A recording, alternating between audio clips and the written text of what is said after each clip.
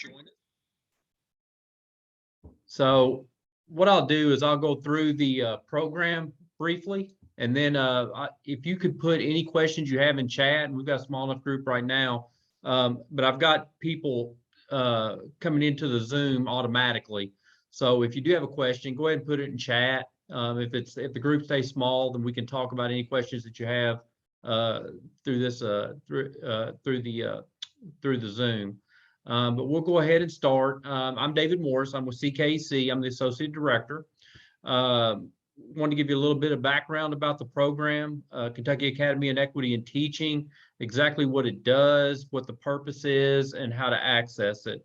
So I'm going to go ahead and start. I'm going to share my screen with you, give you a PowerPoint, go over some of the finer points of it.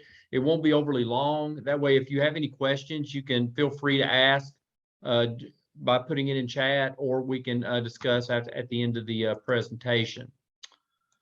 So briefly, the program revolves around three specific components. And I'm going to go ahead and go over those with you. Did want to give you my contact information. I know that you probably have it as I contact each of you after completion of your application. But again, there is my contact information. If you need to call or email me, feel free to do so. Be happy to talk to you about the program. I've talked to several of you already. This program is different than it had been in the past. In the past, it went through several different iterations of the program in which it was a service repayable tuition program. That part of the program no longer exists. The current part of the program revolves around three things, and that is praxis preparation, which we offer you a praxis preparation program. Praxis reimbursement, that is where we will reimburse you for the cost of your praxis on core, content, and PLT. All three of those are eligible. And then I'll walk you through the different types of reimbursement and what you can expect as we go on through the program. Mentorship, currently, last year it was a mandatory part of the program. Currently, it is available upon request, and you request that on your application. So I look at your application. If you requested mentoring services, I do assign you a mentor. I give your mentor all of the documents, and they get in touch with you and they go from there. But if you have any question about mentorship, please feel free to contact me. Currently, I have all of my mentors assigned, and I'm looking, I've got, I think, 2 people waiting for a specific mentor right now. And so we're getting as many of those as we can. We've got a lot of our mentors doing 2 people as far as mentees. And so the program is so much larger this year. Last year, I think we had around 38 or 40 people. This year, we've got over 400 in the program currently. So it's a bigger task to be able to assign all those. But if you put mentoring down, I'm assigning you a mentor as that person becomes available. I would ask that if you are no longer interested in mentorship, when they reach out to you, please let them know that. That way they can reach out to me and I can reassign. Mentorship is not required to get the praxis reimbursement. It is not something that you have to do up front in order to be able to get reimbursed for praxis. So if you're not interested in mentorship and you want that changed on your application, you can also let me know as you fill out your forms, and I will remove you from that. It just makes it a lot easier administratively if you're not really wanting the mentorship, to go ahead and reassign that person before we really get going. Initial reimbursement, like I said, it requires the authorization to pay form, which I send to you after. Let me back up. Let's start from the beginning, and then that way it becomes a little bit easier to follow. The first step is just application into the program, which everybody that got this link already has. And I think we did give out the link to some people that were interested in the program. So want to kind of make it clear exactly what the program entails. After you apply, I get a scored rubric that will give you me if you qualify for the reimbursement, mentorship, and praxis preparation. At that point, I contact you and I give you 3 documents to fill out. One is a W-9, one is an agreement, and the other is your professional learning plan. The professional learning plan Because the mentorship part is voluntary at the beginning, on the professional learning plan, I'm only asking that you fill out self-reflection and goals. That's part of the program, that you have that self-reflective activity before we start the practice reimbursement. So if you just fill out the self-reflection and goals, anything later will be filled out with your mentor. You won't get your mentor until you fill those forms out. So I would like you to fill out the rest of it with your mentor if you have one. And that's what enables you to get a second and third praxis reimbursement. So what does it take to get the initial reimbursement? You can see is pretty much when I send you an authorization to pay, you are then eligible. The key there is we ask that you've already taken the test, because that is certification from you that you have taken the test and you have not refunded the test, which is possible. So we're asking that you wait until after the test, and then you fill out your authorization to pay along with your receipt. So those are the two things we need. We need specific receipt. On the receipt, what we need to see is your name, when the dates of the test were taken, and the cost of each test. That's what allows us to pay you back, because we have your W-9. At that point, we're able to pay you. The money will go to the address that you list on the authorization to pay form. I know that you've all given us W-9s, which a lot of that may or may not be your home address, just because, I know that in college, a lot of people live with their parents and things like that. We're gonna use that as your to get you in the system, but we are going to pay you according to the address you list on the authorization to pay form. Those may be one and the same, and that's great. But it makes it so much easier if we can get it to your regular address and we don't send it to your parents and you live somewhere else and there's a problem in getting your money. So we are sending those out. After I get all the information, if you have not heard from me, I put it in for processing. It takes about a month because it's got to go through our board. So your payment will take anywhere from 30 to 45 days in order to get back to you. But if you have not heard from me and you have submitted your information correctly, then it is in for processing. And sometimes I'm able to do it for processing, but with 300 people, it gets a little time consuming to let everybody know what's going on. I'm trying to as much as I can, but if you have questions regarding that, feel free to reach out to me and I'll do that. But otherwise, I'm putting you in for processing to get you your reimbursements. The second reimbursement, now you can get reimbursed. The part of that that's mandatory is 10 mentorship hours, and you have to be enrolled in the Praxis Prep program. You don't have to finish it, but you have to be enrolled in the program. A third reimbursement, we're talking about the same test. We're not talking about core, content, and PLT. Those are all initially, you can get reimbursed right up front. You don't have to have these things to get those. This is if you have failed the core, content, or PLT, and you need to come back for a subsequent reimbursement. That's what this alludes to. So the third reimbursement requires 25 mentor hours, and you will have to have completed the Praxis preparation program, which I get the reports and I can see if you've completed that or not.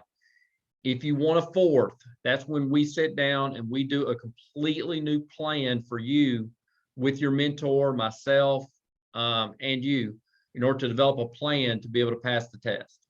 The whole premise behind this is to remove barriers for our students and get qualified students into the teaching profession.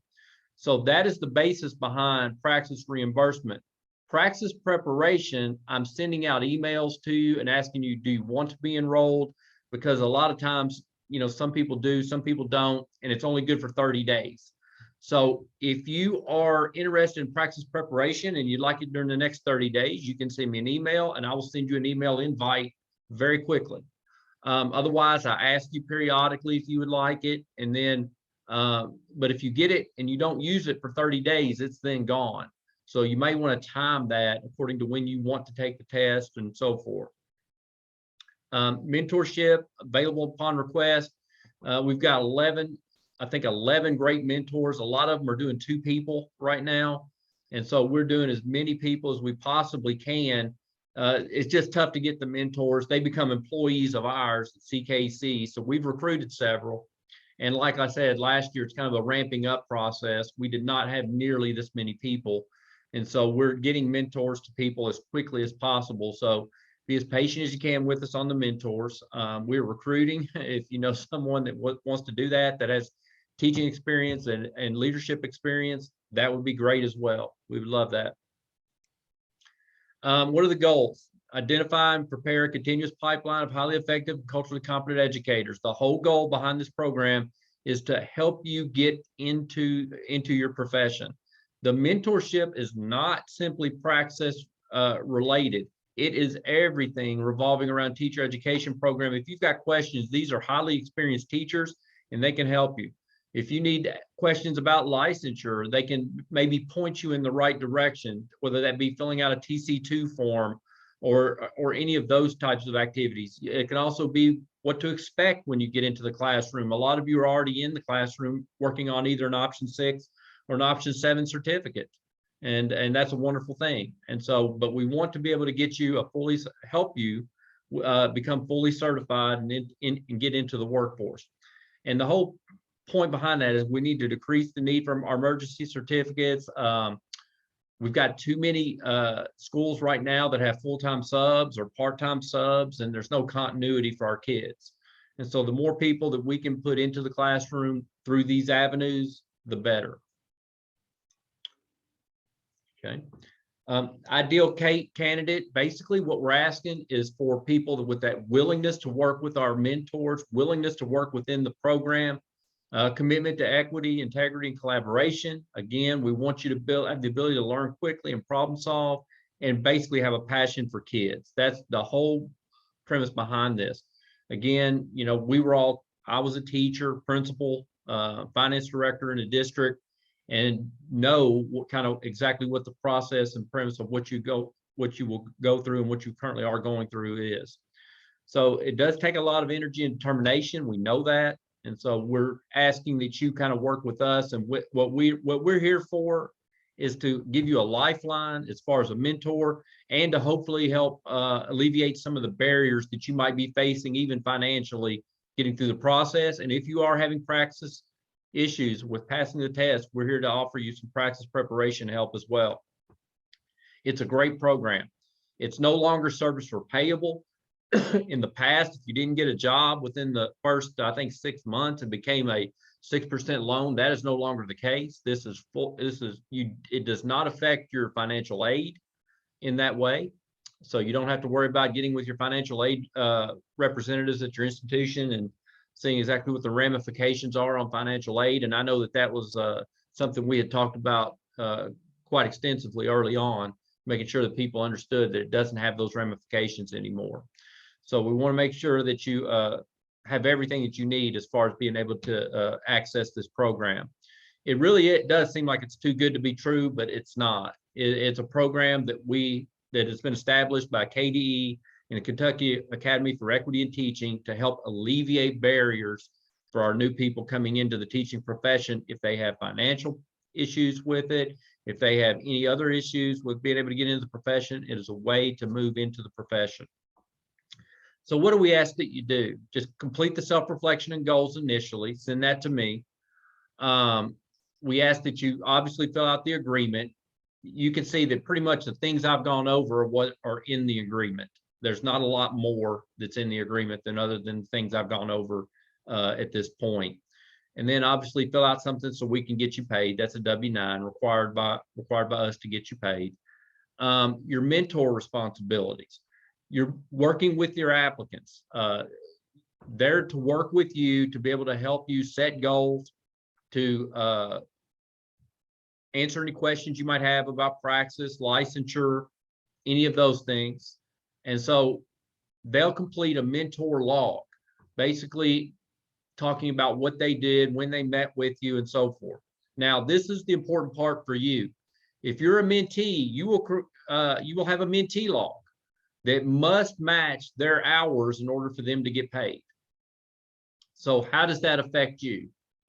We cannot give you a subsequent reimbursement without having both logs and have them in to be paid. That is the certification that the hours have been done. 10 hours for a second reimbursement, 25 hours for a third. So if you are looking for a second or third reimbursement and your mentor hasn't been paid yet, we're not going to be able to do that until they have the hours to get paid. So that's the certification and how we're doing the mentor hours. What do we have available to you? We have practice test preparation. I will send you an invite if you're interested. It's from 240 Tutoring. Not every single content is in there, but a lot of them are, and they're building pretty much daily. So if you have any kind of interest in having the practice test prep, and remember, it's a 30-day window, and I can reassign you. I can reassign you. It's just something that I can give you another 30 days if you need it. So I don't want you to think it's 30 days and I'm done. If you need to be reassigned, I can. But if you're not going to use it within 30 days, just wait until you are going to use it. That would be best. But available really quickly. If you send an email to me, I'll send you an invite, and that way you can access the practice test preparation program. Sorry, that was tough to say. Okay, so I know a lot of you are familiar with a lot of your resources already, such as campus mental health services, deans of students, exactly where to go when you need generalized advice and assistance with different things such as resume, cover letters. Those are things that you'll find in your academic institutions. But once you get out into the job market, KAET is the statewide certified job postings. I don't know how aware of that you are, but basically let me see if I can actually click on it. I'm hoping this link still works. But this is a job search, and you can see under KAET, and again, this is something you can work through with your mentor if you have a mentor, or you can watch it right here. It's pretty simple, but you can go through there and you can actually select the different jobs, the counties you're interested in, if you're interested in all, and exactly what your area is. And it'll show you a listing of those jobs that are available. But not only that, you can actually put in, if you create an account, you can put in notifications, and they'll notify you through email when a job in your area that you've selected pops up. So if there's a job for second grade ELA and it opens in KAET, you'll get an email stating that Ballard County now has a second grade elementary education opening, things like that. So those are some really good programs that are within there that not a lot of people take advantage of, because it really is, once you see those things post now that the posting window is shorter. It used to be 30 days, it's 15 now. But now that posting window is shorter, it becomes more important to know when jobs are available. Division of Certification and Division of Educator Preparation, those are both EPSB. If you want to go on to EPSB, you can see exactly how to go through that. Your mentor would be a good help for you as far as being able to navigate the process, but it again talks to you about licensure. EPSB, you want to go ahead and get your stuff in as quickly as possible. They do not have a lot of staff. They used to have more staff. They have less. It takes a little bit longer in order to get your certification done and upload it into EPSB. I don't know if, and you can actually check it by just looking at Kentucky Educator certifications on EPSB, and you can see if your certification is up without even having an account. And you can see others because it shows statewide everybody that's certified. Here's some of the forms that we currently have. We tried to make the forms a minimum amount of forms. It's not a lot of forms. It's just some basic stuff in order to get us going and to get us in the program and to get you paid and to certify that whatever you said you did, you did. It's compliance for the most part, but we did not go above and beyond on adding forms and things that we have. This is your first probably look at a mentor checklist, and we do that mentor checklist / timesheet because this is how the mentor gets paid. They put this information in, they send it to me along with your mentee log, which has to match their hours. And as long as the mentee log matches your hours, then they will get paid, and we'll pay them. And then that's what makes you eligible for reimbursement 2 and reimbursement 3. And you'll need to do this, even if you got a mentor up front, you'll still need to have this for them to get paid. And so we ask that everybody that has a mentor fill this out along with your mentor in order to make sure that we've got the appropriate hours and documentations for the program in order to pay them, because we want all of our mentors to get paid for sure. And this is your applicant mentoring log. It doesn't have as much. It basically has what time, what date, what you discussed, the number of hours, and did you do it virtual or in person. There is no requisite for an in-person meeting. You can do it. You can do them all virtual. You can do them in person. You can do them in group. So there's no specific requirement to meet in person.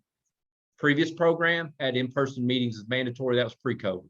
So this one does not have that stipulation. So you can see that that's a basic, it's a basic form, and just match that up with your mentor as you go along. The W-9 form, this is what we ask you. The biggest issue we see with the W-9, people forget to sign it. It's right in the middle. It says sign here. They put their information in, but they forget to sign it. We've got to have a signed form in order to pay you. So I would just send it back and say, hey, could you please sign lower middle of the page? Make sure you sign and date that. This is the agreement. It only outlines the terms. All it does is outline what you've agreed to do. And no monetary consideration from you. There's nothing that's service or payable. There's no, it's not a loan. It is an award. And so once you get all your information in and get your appropriate receipts in, and I'll work with you. If your receipt doesn't show exactly what we need, I'll let you know exactly what we need. And you can contact Praxis, and they'll give you a, we've had confirmations sent to us that they confirm this person took this test on this date and paid this amount of money. So even if you don't have your actual receipt, which, you know, they do have that capability, Praxis will give you a document stating what you did, how much you paid, and when you took the test, if you ask. So that's what we have to have in order to pay you. Our auditors require that as a minimum. So just wanted to make you aware of that. And so that's the agreement. And then this is the Kentucky Academy for Equity in Teaching. This is your personal learning plan. And this is all we ask you to do is self-reflection and goals at this point. We don't ask you for a lot of information up front. We just want you to be reflective, be thinking about what you're doing, be intentional in filling this out. And then if and when you get a mentor, they can help you fill out the rest. And, you know, you're looking at identification of professional development and learning opportunities, and a lot of different things that you're looking for as far as goals and goal setting, that's objectives, and how you're going to accomplish those throughout the process. So those can be helpful in just outlining exactly how the mentor is going to be of help. Okay. All right. So that's the overall program. And so let me stop sharing and get back to you.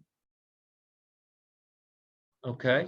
And I just wanted to see, you know, through kind of the program, I've been able to give you a lot of information. It's all been through the course of email, but I wanted to see if there's anybody that had any questions or any concerns, and this is a great time. We don't have many people, so if you've got any questions that you would like to ask, we can just go ahead and open the floor, and you can feel free to ask them if you'd like. Good. This is for Praxis taken after July 1st, correctly? Is that correct? Or anytime? No. Anytime after July 1st. And if you took a test, and we've had this question, if you take a test after July 1st, do I already have to be enrolled in the program? And the answer is no. You can enroll in the program, like, for example, if you took the Praxis preparation, because what we realized is this: you may have taken the Praxis back then, but you still are incurring financial hardships because we know of all the things that you have to pay in order to get certified. So if you enroll in the program in November, December, or January, as long as the test was taken after July 1st of 2021, then you're eligible for reimbursement. So we go through that process, and then any kind of authorization to pay and receipts, as long as they're after July 1, we'll reimburse you for that. Gotcha. Is there any other questions? And I will see if I can send this recording to everybody, and that way at least I know a lot of people at 3 o'clock, it is tough to get away. especially if you're already in a school building. So I just wanted to touch base with you all. I know that most of the questions I've been able to answer through email, but I thought if I could possibly give further clarification, I wanted to be able to do that. And so if there's any other questions, be happy to entertain them. If not, I'll try to send out this recording. That way you can refer back to it and see some of the links and see some of the information. Okay. All right. Well, thank you for joining. I appreciate it, and good luck. And please reach out to me if you've got any questions. I think I sent one even to you, McKinley. I sent you the same stuff you just sent me, and so I apologize. And so I think I've given you the correct documents in order to get paid at this point. So if you see something, you're like, I think I just did that. Just feel free, reach out directly to me. We'll get it solved, and we'll get everything processed. So like I say, this one is a program that's kind of a one-man show. And so I do all of that part, but we have other aspects of our training programs as well. So feel free to reach out to me if you have any questions, and any concerns you have, be happy to entertain. So thank you very much, and you guys have a great day. Thank you. You too.